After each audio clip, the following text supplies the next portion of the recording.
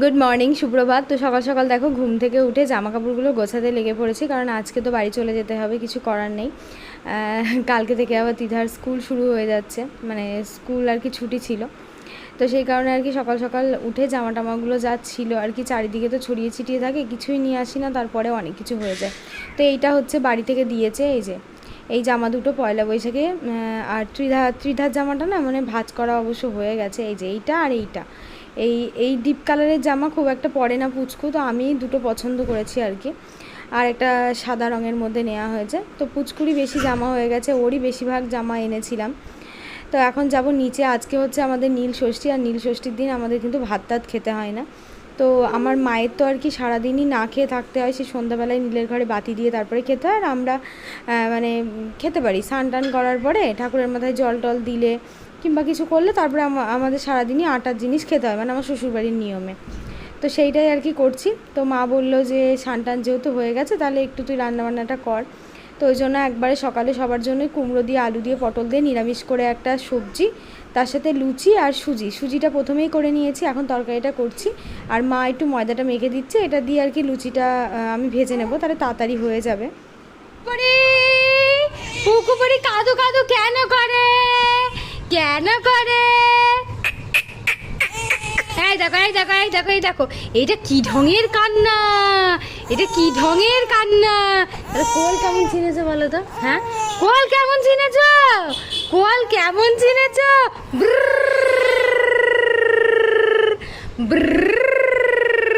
তো আমাদের নীল ষষ্ঠীর জন্য যে মন্দিরটা আছে সেটা একদমই বাড়ির সামনাসামনি, কিন্তু দুর্ভাগ্যবশত মন্দিরের রাস্তার অপোজিটে মানে লোকে এত নোংরা মাটি ফেলে রেখেছে বলার কথা না।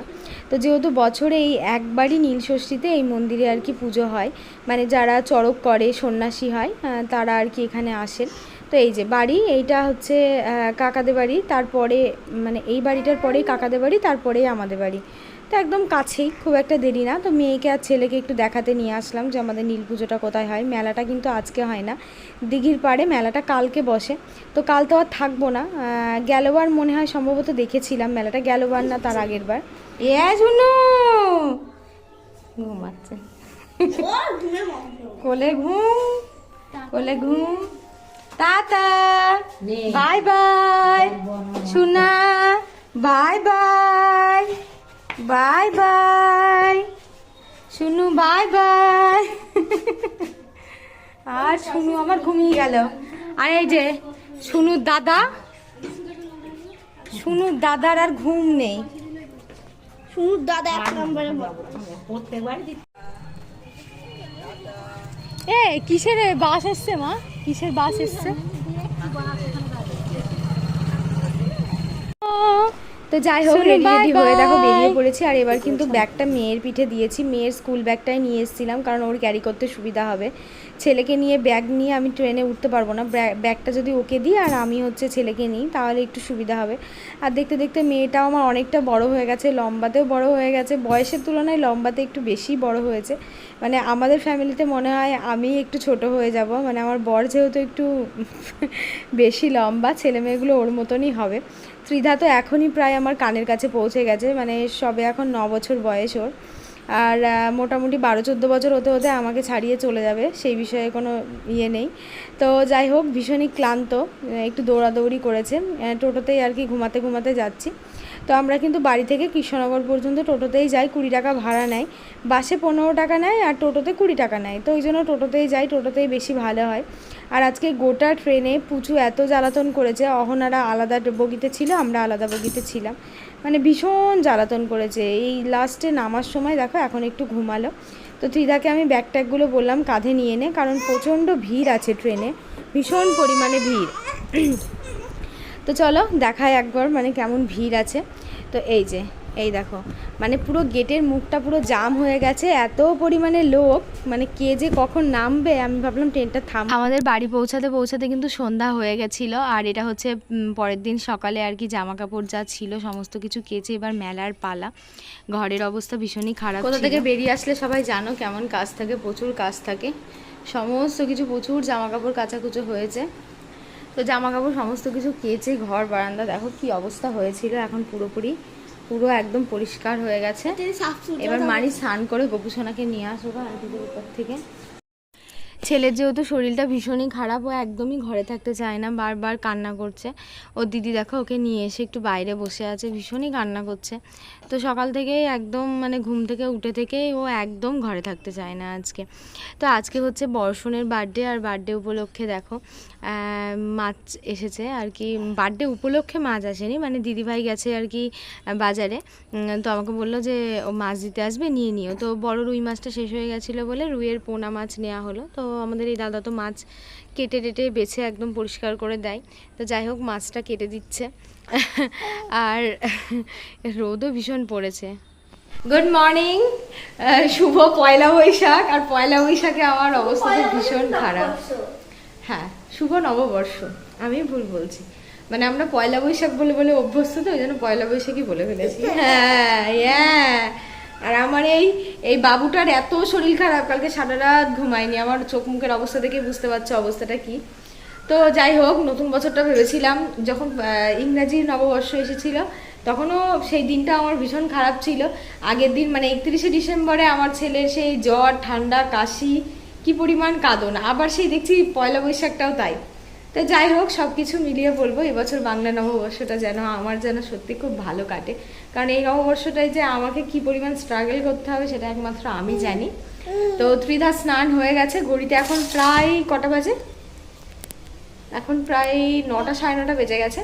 আমারও মোটামুটি কাজকর্ম সব ঘরমর গোছানো হয়ে গেছে, শুধু আরেকবার ঘরটা ঝাড় দেবো আর মোছাটা লাগাবো, দিয়ে স্নান করব। তারপরে এই যে আমাদের পুচকুকে রেডি করিয়ে দেবো, নতুন জামা পরবে আমার বাবাটা, নতুন জামা, তাই না বাবা? আর দিদি নতুন জামা পরেছে। দিদির এখন গরম লাগছে বলে বড় লং জামাগুলো পরলো না, ওর বাবা কিনে দিয়ে গেছিলো, ওইটাই এখন বলছে মা এটা পরি। আর আজকে আবার বর্ষণের জন্মদিন, তো সন্ধ্যেবেলায় ওই জামাটা পরবো। তো এই যে দিদিও নতুন জামা পরে নিয়েছে। তো রান্নাবান্না কমপ্লিট। এখন দেখো বর্ষণের মামি আর কি খাবার দাবারগুলো আর কি রেডি করছে। তো আগে প্রথমে ওখানে ওকে একটু আশীর্বাদ করা হবে। আর যেহেতু এটা 10 বছরের বার্থডে, ত্রিধাও তো বায়না শুরু করে দিয়েছে, কারণ সামনের বছর ত্রিধারও 10 বছর কমপ্লিট হবে। তো ওরও যেহেতু বার্থডে, তো ও এখন থেকে বলছে মা তুমি আমার বার্থডেতে কী করবা, বিশাল বড় করে তুমি বলেছিলে 10 বছরের বার্থডেটা করবা। মানে ত্রিধার 5 বছরের বার্থডেটা আমার একটু বড় করে করার ইচ্ছা ছিল, কিন্তু হয়নি, ওর পাপা ছুটি পায়নি বলে। আর এইবার 10 বছরের বার্থডেটা পুচকুকে নিয়ে কী করে করবো বলো, কারণ একটা অনুষ্ঠান করলে না বাড়িতে ভীষণ খাটনি হয় জানো তো। সত্যি কথা বলতে আমাদের যে এসে কেউ কড়াকম্মা করবে কি সেই রকম মানুষেরই অভাব। তো ওই জন্য আর সত্যি কথা বলতে একা খাটনি করা হয় না, খুব কষ্ট হয় আর কি। উফ বাবা, আজকে জামা কাপড়গুলো তোলাও হয়নি, দুপুরবেলায় খাওয়া দাওয়া হলো, যেহেতু বর্ষণের আজকে বার্থডে ছিল। তো তারপরে আবার ওদের যেহেতু সন্ধ্যাবেলায় সবাইকে সন্ধ্যাবেলায় আর কি বিরিয়ানির প্রোগ্রাম হয়েছিল, তো তার জন্য বিরিয়ানির প্রিপারেশান করতে করতে এত রেডি করে দিয়ে আসলাম যতটুকুনি পারলাম ছেলেকে নিয়ে।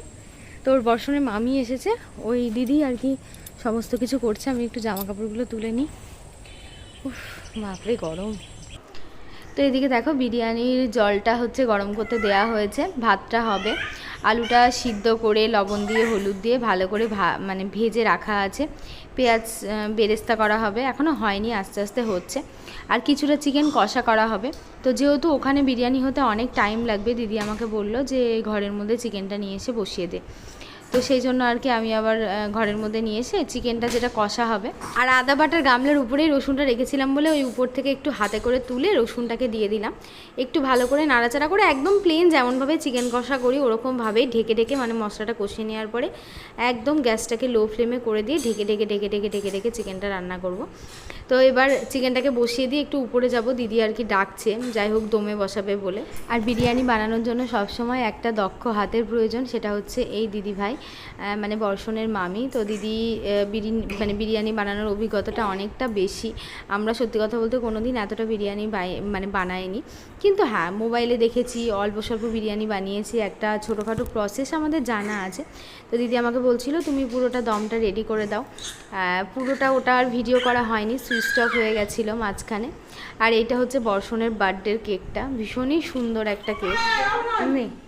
না না শুরু করতে কেক বর্ষণ কেক আর ভিডিও করার জন্য দাঁড়িয়ে আছে, বুঝতে পারছ না? নে ফুদ দে।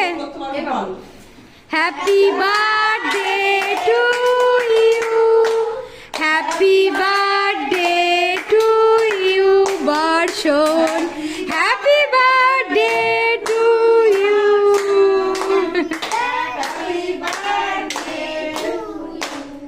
বলো many many happy returns of the day. 100-150 বছর ধরে আসুক বার্থডে, আর আমরা প্রত্যেক বছর এসে খেয়ে যাব।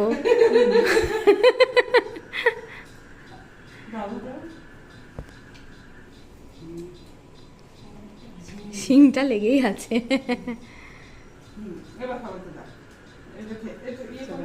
হ্যাঁ, হাত ধুয়ে নে, তখন একবারে দিবি। খেয়ে নে, খেয়ে নে, ওটা খা, তুই খেয়ে নে, খেয়ে নে, আস্তে আস্তে খা, পরে তখন মা কেটে সবাইকে দেবে। হ্যাঁ,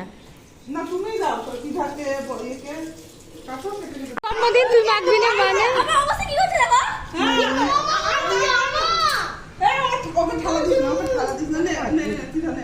জামাই লেগে গিয়েছে।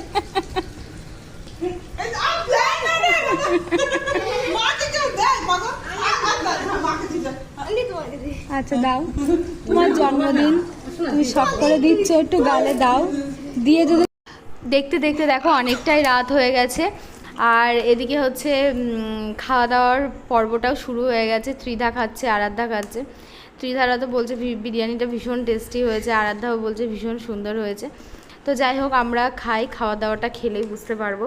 জাস্ট বিরিয়ানির গন্ধটা তো ভীষণই সুন্দর হয়েছে, আর মেনলি হচ্ছে বিরিয়ানির আলুটা তো ভিতর থেকে একদম সফট, আর উপর থেকে যেহেতু ভেজে নেওয়া হয়েছে একদম গলেও যায়নি, আলুটা শক্ত হয়েই আছে আর ভিতর থেকে নরম, জাস্ট ফাটাফাটি হয়েছিল। শুধুমাত্র বিরিয়ানির কালারটা এরকম হওয়ার কথা তোমাদেরকে বলি, যেহেতু দিদি এই বিরিয়ানিটাকে পুরোটাকে মিশিয়েছিল। যেমন দোকানে বিরিয়ানি কেটে কেটে দেয়, যদি কেটে কেটে সার্ভ করা হতো তাহলে সাদা আর কালারিং রাইসটা বোঝা যেত। যেহেতু পুরোটা মিশিয়েছে সেই জন্য আর কি এরকম হলুদ কালার হয়ে গেছে, কিন্তু টেস্টের দিক থেকে সত্যি কথা বলতে দোকানকেও হার মানিয়ে দেবে, এত সুন্দর হয়েছিল। তো এই হচ্ছে বিরিয়ানি।